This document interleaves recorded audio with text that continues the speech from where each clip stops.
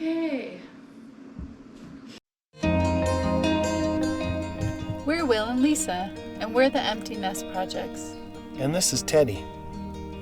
We sold our house and put our stuff in storage, and now we're on the road having some new adventures. Subscribe to follow along.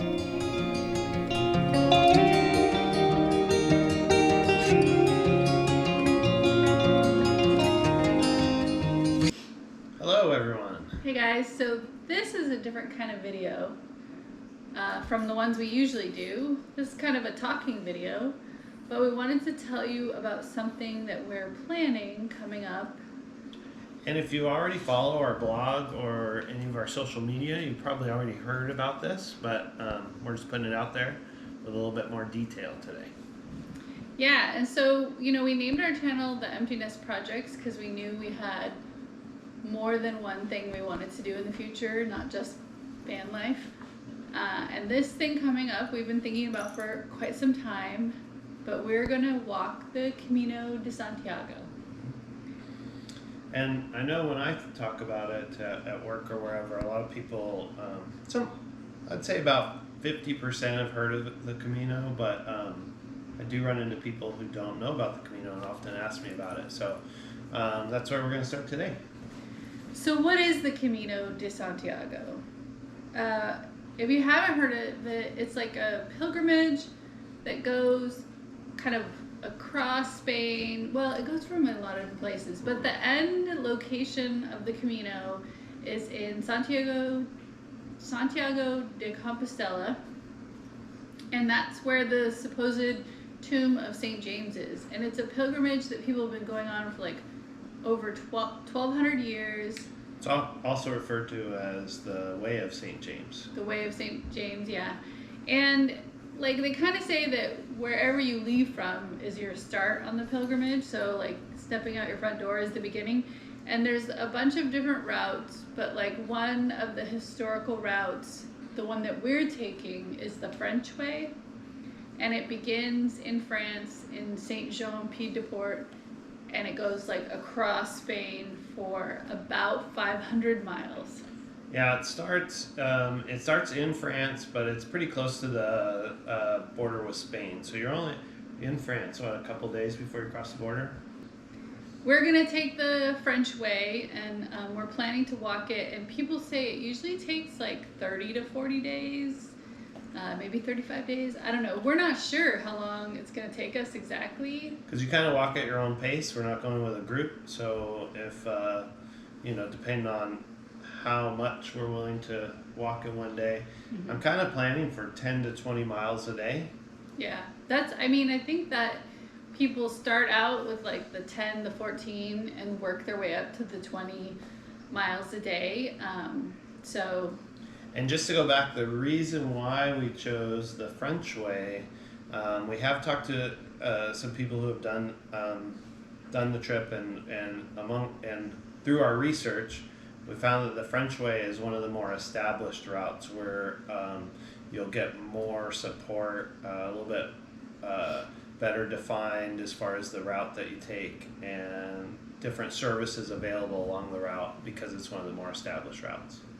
Yeah, I mean, there's good and bad to that. Like, it is the most popular route, so it tends to get fairly crowded in peak season, like summer. Like, there are a lot of people walking. We're going to go before peak season, and it's like COVID, so I don't know how busy it'll be compared to regular times. It's not like a kind of a through hike like people do in the States. It's not like the PCT or the Appalachian Trail. We're not going to be carrying a tent and setting up a whole like camp spot. You stay at hostels each night, and we still will be carrying stuff with us, especially like during COVID. A lot of places want you to have your own sleeping bag and are not providing sheets. So we'll have to carry things with us, but you stay at a place every night, and then there's like Will said, there's stuff along the way that's like cafes and things that are established on the route. And as far as carrying your stuff, and the difference between traditional through hike like the Pacific Crest Trail and doing the Camino, Someone told me the difference is you get to shower every day on the Camino versus, so we don't have to carry all our food and cooking supplies. You basically walk village to village or town to town where they have services, and you stay inside. And depending on your budget and expectations, you can book nicer places along the way versus the very minimal hostel type bunk. Yeah. So one of the things that people might ask us is, why are we walking the Camino? Are we on a religious pilgrimage? Because it is a religious pilgrimage. But I can tell you, so Lisa and I became interested in doing these long hikes or hiking. Kind of pre-pandemic. Yeah, pre-pandemic, and as you know, over the years, being parents, we were always busy with kids and activities involving our family. But it seemed like as we got more time to try to find something that we both enjoyed, was sometimes a challenge. There were sometimes things that I enjoyed doing in my free time, or activities I liked that maybe Lisa didn't like, or and vice versa. And so I think one day we decided to go on a hike, and we realized it was something we both could do. We both enjoyed being outside. And when we started looking at more challenging hikes, like the through hikes or the multi-day hikes, the idea of the culture and seeing the countryside in Europe just seemed so much more interesting to me than going on a hike in the woods for a week and a half. And I'm also looking forward to the challenge, pushing myself to see if I can do it, and spending some quality time, just the two of us.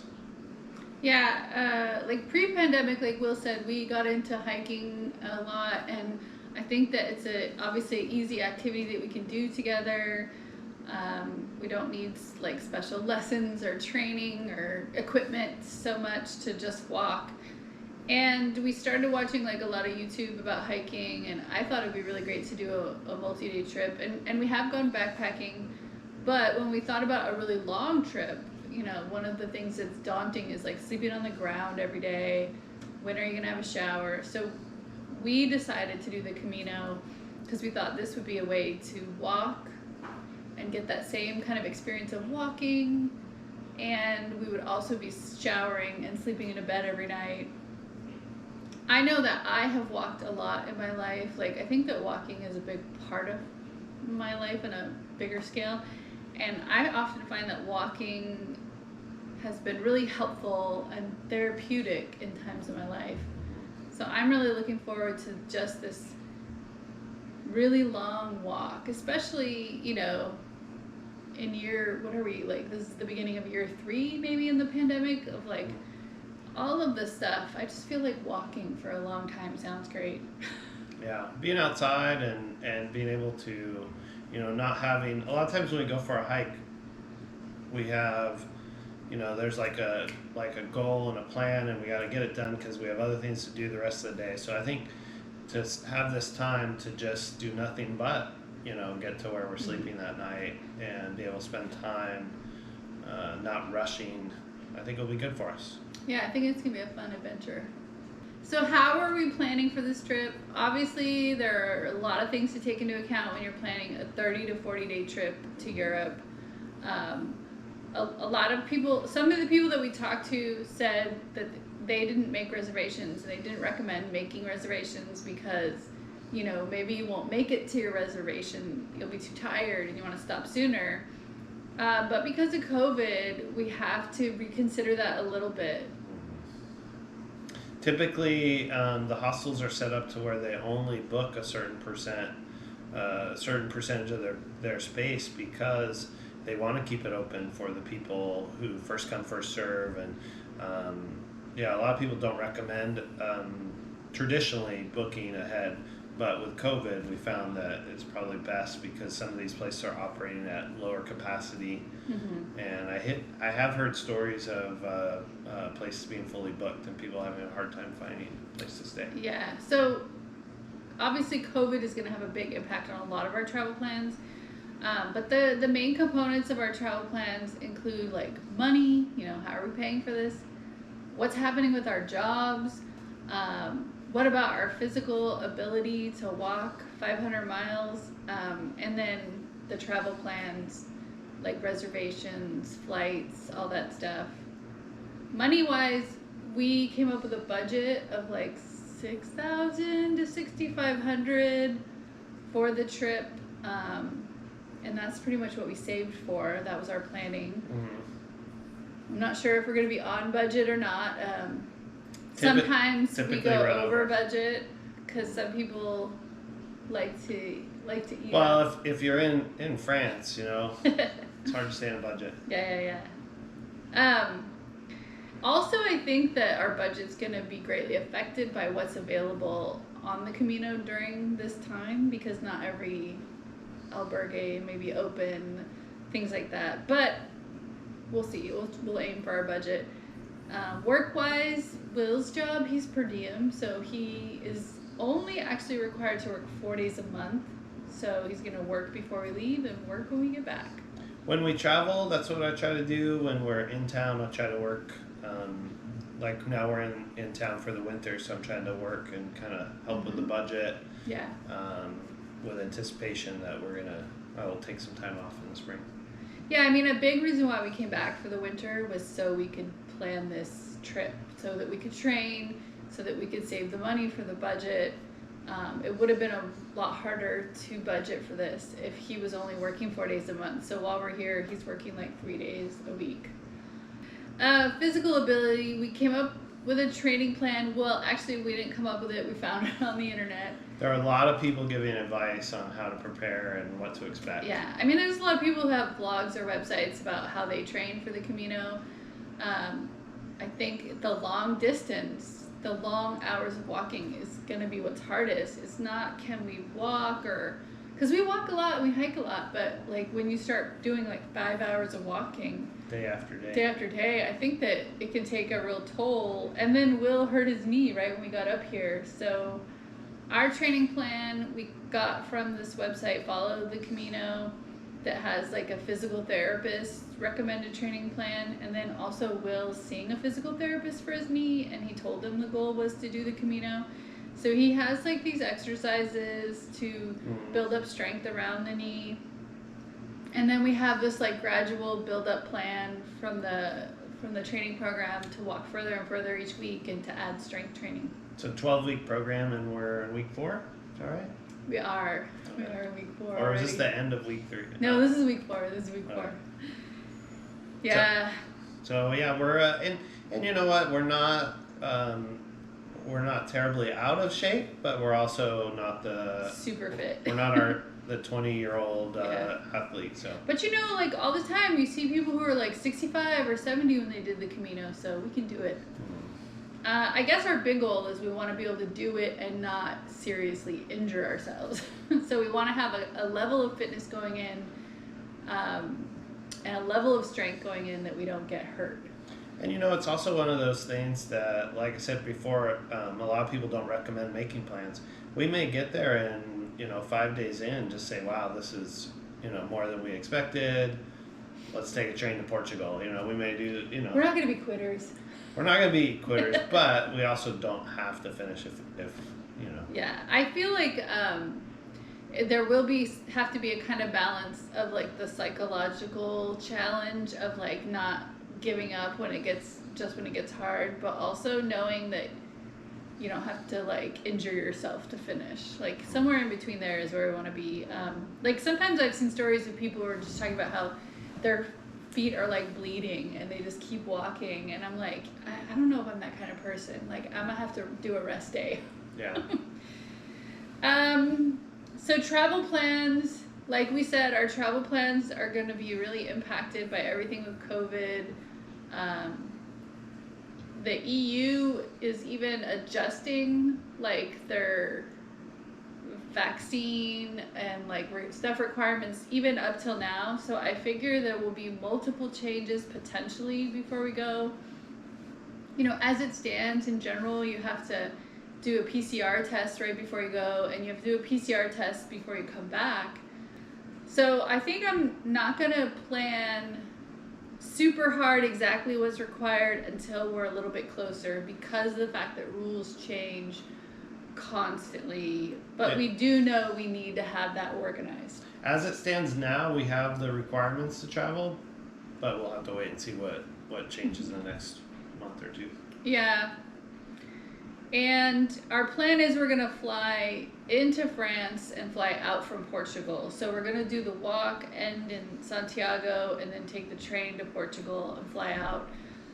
And then we only booked places we're staying for the first bit. Like we booked when we get to France, where we're gonna stay, the beginning of the Camino, and the first few places.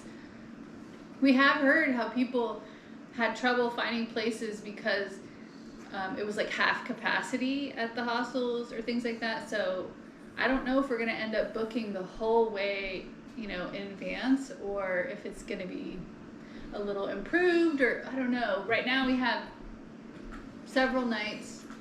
And by then, I think within the first week, hopefully we'll have a better idea if we need to start booking further beyond that, or maybe have a little bit more lay of the land and get some information while we're there. Like, what if you rolled your ankle and we're like, we gotta rest here for 2 days? Every reservation after that would have to be changed, or would you just take a taxi? Because you can take like a taxi to the next spots. Would you take a taxi to the next reservations so you can start on time? I don't know. And like everything we've been doing on this channel, we look forward to bringing you along with us through the training, and also we look forward to posting and talking about the trip when we're on it. One bad thing is Teddy's not going to be able to go. Yeah, so that is actually something I didn't mention in our travel plans, is that we have to leave Teddy behind. I know. We have kind of things for backpacking, so I think our supplies are good. Like, I think our sleeping bags are good. Our backpacks are good. We're thinking about what outfits we're gonna bring, because we're really only gonna bring like 3 outfits to wear. We're not gonna carry a ton of clothes. This isn't like bring all your luggage to Europe thing, because you have to carry it every day. Yeah, it's a lot to think about, and we have to put the rest of our stuff in storage that we got out when we got here, which isn't a ton because this isn't our furniture. But we gotta put the van somewhere for 40 days, put my car somewhere for 40 days. It's a lot of planning that we gotta do. Yeah, and we're working on it. Yeah. When I say we're working on it, Lisa's working on it. Hey, I'm a planner.